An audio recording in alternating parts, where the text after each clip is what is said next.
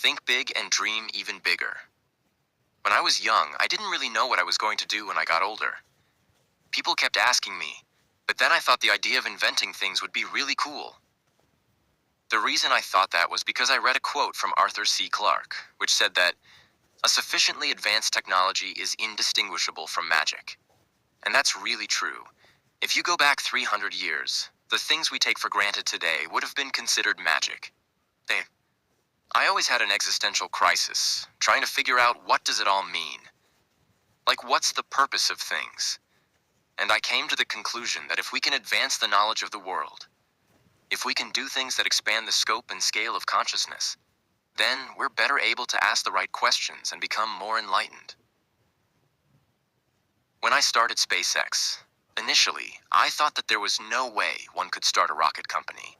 But then I thought, well, what is a way to increase NASA's budget? That was actually my initial goal. I thought if we could do a low-cost mission to Mars, something that would land with seeds and dehydrated nutrient gel, then hydrate them upon landing, and you'd have this great shot of green plants on a red background. The public tends to respond to precedents and superlatives. And this would be the first life on Mars, and the furthest life had ever traveled as far as we know. So I went to Russia 3 times to look at buying a refurbished ICBM because that was the best deal. After making several trips to Russia, I came to the conclusion that my initial impression was wrong. In fact, there's plenty of will to explore and expand beyond Earth, particularly in the United States. Because the United States is a nation of explorers, people who came here from other parts of the world. I think the United States is really a distillation of the spirit of human exploration. But if people think it's impossible, then they're not going to do it. So, after my 3rd trip, I said, okay, what we really need to do here is try to solve the space transport problem, and that's how SpaceX started. It was against the advice of pretty much everyone I talked to. One friend made me sit down and watch a bunch of videos of rockets blowing up. Let me tell you, he wasn't far wrong. It was tough going there in the beginning. Because I never built anything physical, I had to figure out how to do all these things and bring together the right team of people. And we did all that, and then failed 3 times. It was tough going. But I never gave up. I mean, I'd have to be dead or completely incapacitated. That's right, I failed 3 times in my attempt to launch a successful rocket into space.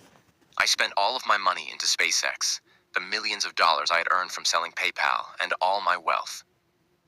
That's how much I believed in my dream.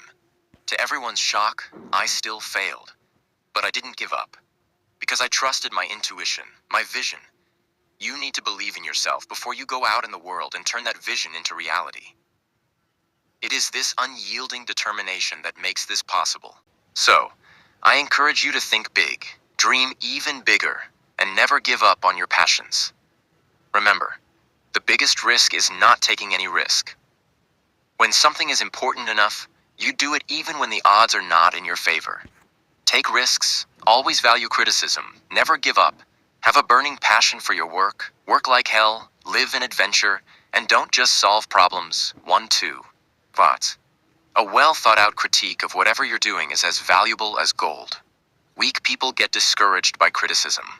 Strong people use it to their advantage. They take the feedback from others, see if there is any truth to it, make the improvements in their product if needed, and raise their game up a notch. But if you like what you're doing, you think about it even when you're not working. It's something that your mind is drawn to, and if you don't like it, you just can't make it work. So choose to work on something that you're naturally drawn to, whether it's music, math, or aeronautics. If other people are putting in 40-hour work weeks and you're putting in 100-hour work weeks, then even if you're doing the same thing, you know that you will achieve in 4 months what it takes them a year to achieve.